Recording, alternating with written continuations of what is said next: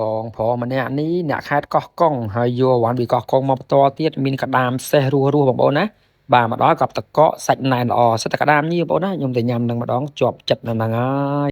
បាទកន្លែងនេះគាត់យកអវ៉ាន់ពីខេត្តកោះកុងមកបងប្អូនទាំងអស់គ្នាបាទស្រស់ធម្មជាតិណាមានកដាមសេះធំណាស់ហើយតម្លៃគាត់ធូរជាងគេបងប្អូនណាអាច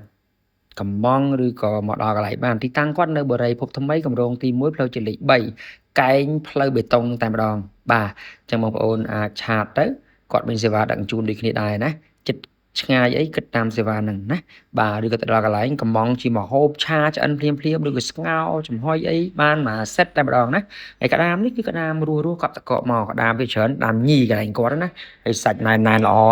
សាច់និយាយថាពីខ្ទិះតែម្ដងសាច់ទឹកត្រីកោះកុងរបស់គាត់គឺបុកបែបកោះកុងតែម្ដងបាទមានគ្រប់មុខបងប្អូនណាមិនមែនតែក្ដាមសេះទេបាទមានត្រីញៀនមានម្ហូបកំងមានបកាមានមឹកអាំងមានអីច្រើនណាបងប្អូនច្រើនមែនតើបាទ